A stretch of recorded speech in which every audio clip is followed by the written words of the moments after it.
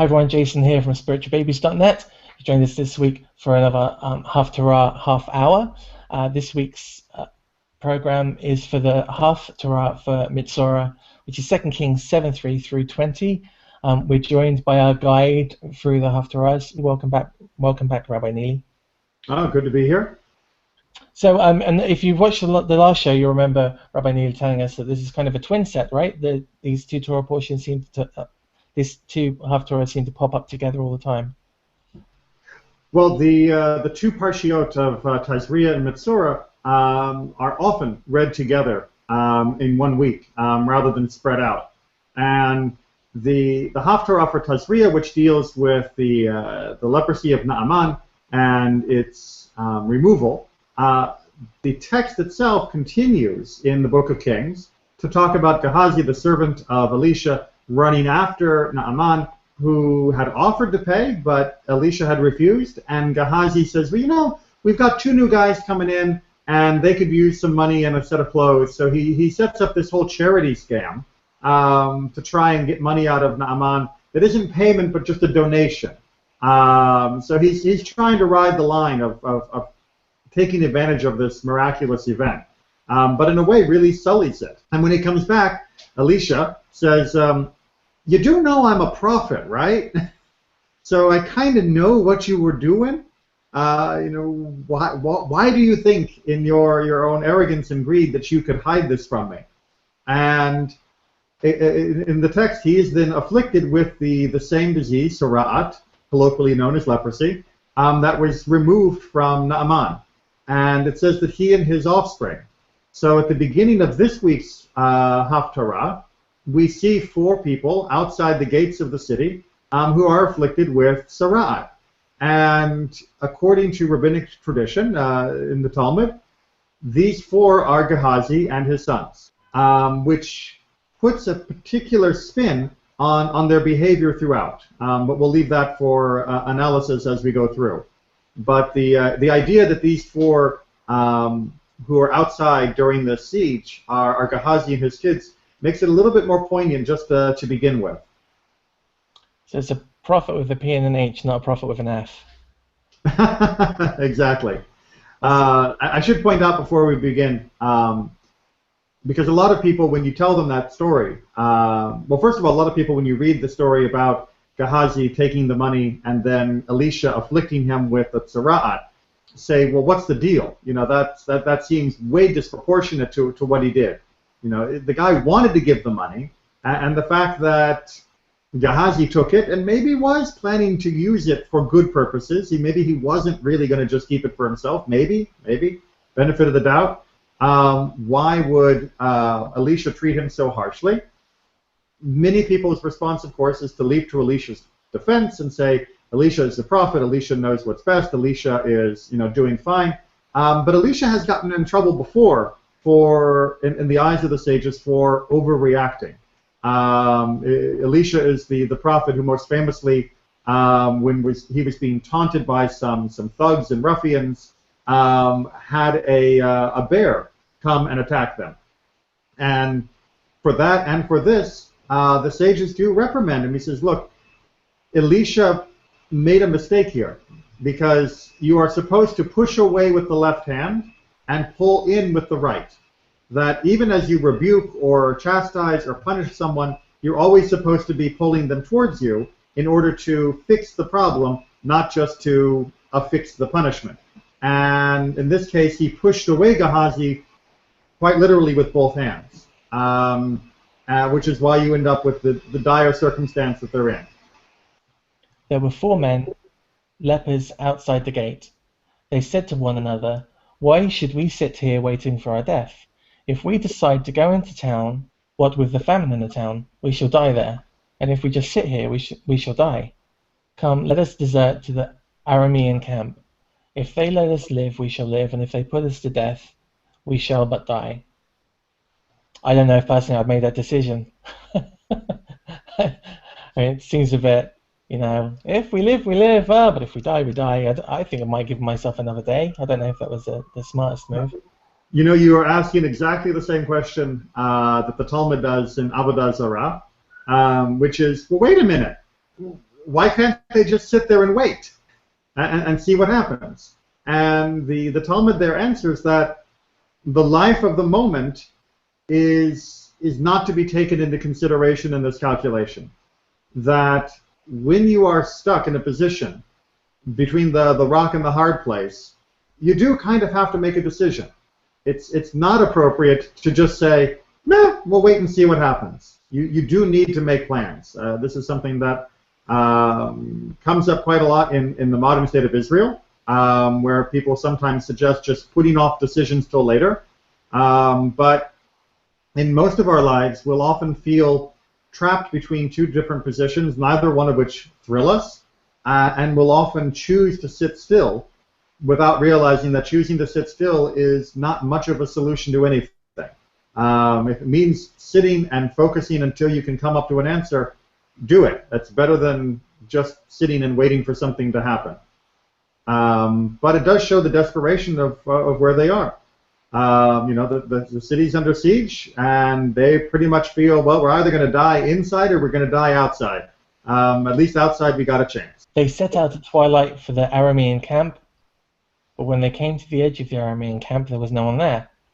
For the Lord had caused the Aramean camp to hear the sound of chariots and the sound of horses, and the din of a huge army. And they said to one another, the king of Israel must have hired the kings of the Hittites and the kings of Mitzrayim. Is that the same Mitzrayim as Egypt? That is indeed the same Mitzrayim as Egypt. To attack us. And they fled headlong into the twilight, abandoning their tents and horses and asses, the entire camp, just as it was, as they fled for their lives. So are we given to assume that there was no army and that God literally caused the sound to occur in this case? Absolutely. One of the primary sources of God's intervention in battle is panic. That is to say, when the other army is thrown into confusion and panics, that is usually attributed to God's intervention. And here we see the sort of best-case scenario that the people had nothing to be afraid of, the Arameans, and yet they moved into a panic and ran. And even a powerful army, when it's panicked, is no longer anything. A rout is one of the worst things you could have, especially in the ancient world. When those lepers came to the edge of the camp, they went into one of the tents and ate and drank, and they carried off silver and gold and clothing from there and buried it. They came back and went into another tent, and they carried off what was there and buried it. And they said to one another, we're not doing right. This is a day of good news, and we are keeping silent. If we wait until the light of the morning, we shall incur guilt. Come, let us go and inform the king's palace. So they went and called out to the gatekeepers of the city and told them, we have been to the Aramean camp. There is not a soul there, nor any human sound, but the horses are tethered, and the asses are tethered, and the tents are undisturbed. Was there a progression here of stealing to fear of being caught stealing to then trying to use this for good? Because it certainly seems that they are robbing them at the beginning and then trying to do the right thing by their people at the end. Well, exactly. They're looting at the beginning. They come across the camp and say, hey, not only do we get to eat, but look at all the stuff. But they realize that what they're doing is wrong, which is why if you follow the rabbinic description of these four as being Gehazi and his sons, it makes it very, it just fits so well that Gehazi, who just 2 chapters ago was chasing after the Aramean to get money, is now being given the perfect opportunity to do tshuva, to turn, which is, here's a load of money, are you going to chase after it, or are you going to see in it something that will save your fellows in the town? And initially he behaves true to form, but then he thinks better of it and says, no, look, what am I going to do with all of this? Right? Is having and stealing all or looting all of the silver and gold and food, is that going to make me better? Is that going to fix my life? Is that going to make me happy? No. If I take all of this and the people in the town die of starvation while I'm looting, that is going to be much worse than if I just don't get as much gold. and so they turn around and go back to the town. The gatekeepers called out, and the news was passed on to the king's palace. The king rose in the night and said to his courtiers, I will tell you what the Arameans have done to us. They know that we are starving, so they have gone out of camp and hidden in the fields, thinking, when they come out of the town, we will take them alive and get into the town. But one of the courtiers spoke up. Let a few of the remaining horses that are still here be taken. They are like those that are left here of the whole multitude of Israel. Out of the whole multitude of Israel they have perished, and let us send and find out. Which, ironically means they are in basically the same position as the lepers were at the start of the Haftarah, which is we can sit here and die, or we can go out and die. That's what the king seems to see as being his two choices. And the courtier says, well, there's actually another way we can do. Rather than just sitting here, how about if we just send out someone to check and see whether this is the case? Again, we see the parallel. The author is great between this and the story of Naaman, where Naaman says, I don't believe it, and turns to walk away. And it's a servant that says, well, there's no harm in checking. Well, why don't you just go see? And in both cases, both for Naaman in the last Haftarah as well as in this one for the king, it shows a distinct lack of faith. The very first few verses of the chapter, which are not included in the start of the Haftarah, which wanted to focus on the lepers more than the rest, the very first verses are promised by Elisha that by the next day, food is going to be cheap and plentiful. So a promise has already been made by a prophet that this kind of thing would happen. That is to say that there would be some miracle that will deliver the town. And yet when the king hears of it, he dismisses it as being just an enemy trick. And it's, again, thank goodness for a servant who says, look, let's go check. They took 2 teams of horses, and the king sent them after the Aramean army, saying, go and find out. They followed them as far as the Jordan and found the entire road full of clothing and gear, which the Arameans had thrown away in their haste. And the messengers returned and told the king. The people then went out and plundered the Aramean camp. So a seah of choice flour sold for a shekel, and 2 seahs of barley for a shekel, as the Lord had spoken. And nobody in the day before would have predicted that, except Elisha, because that's just not a normal occurrence. If there's an army that's besieging you and they're more powerful and you're starving, they're going to sit there until you collapse. And obviously, they knew that they hadn't hired any foreign kings to come to their aid, so they were just expecting the inevitable defeat, and didn't realize that sometimes victory can come in ways that are not expected. Now the king had put the aide on whose arm he leaned in charge of the gate, and he was trampled to death in the gate by the people, just as the man of God had spoken, as he had spoken when the king came down to him. For when the man of God said to the king, this time tomorrow 2 seahs of barley shall sell at the gate of Samaria for a shekel, and 2 seahs of choice flour for a shekel, the aide answered the man of God and said, even if the Lord made windows in the sky, could this come to pass? And he retorted, you shall see it with your own eyes, but you shall not eat of it. And that is exactly what happened to him. The people trampled him to death in the gate. I have to ask quickly, is that an idiom, even if the Lord made windows in the sky? I've never heard that phrase before. Well, I mean, it's an idiom that's often used for rain. That God opens the windows of the sky for the rain to come down.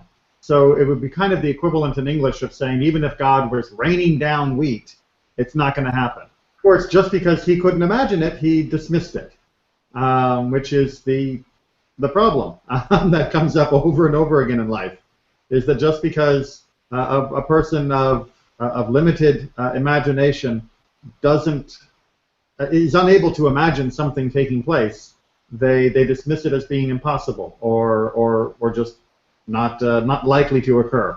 But that's forgetting how the world actually works. And you don't even need to bring in divinity, but people should just be a little bit more open to the fact that their own opinions and predictions are extremely limited in their explanatory power. Because we seem to be butting up against a rather odd ending. So the verse 20 is that this is exactly what happened, and the people trampled him to death in the gate. And as we've talked about before, there is a very strong rule within the rabbinic editing of the Haftarot, the selections of the prophets that we read each week in synagogue, not to end on a negative note. And here the last word we get is the guy dies. It doesn't come through quite the same way in the English, but in the Hebrew, vayamot is the actual last word. He died. He was trampled and he died. So doesn't that seem to break the rule? And the answer is, well, yes, kind of, because the death of anyone is considered to be a tragedy. But here, as it is the fulfillment of a prophecy, it's not considered to be a wholly negative thing. And as it is meant to be a reminder that we should be willing to have a little bit more optimism, and that this man had no reason to say what he did, to say what he said and to do what he did, is meant to be hopefully inspiring to us to avoid the same pitfall. It's kind of like I've got good news and bad news. The bad news is the prophet was right, but the good news is the prophet was right. Yeah, for at least this one individual. Oh, there we go. That wraps that up. Thanks everyone for watching. Stick around to the end of the video. You'll find out what we will be reading through next week. Like and share this video and subscribe to the channel. Thank you, Rabbi Neely, for joining us again this week. Thank you, Jason. And we'll see you boys and girls next week. Bye-bye.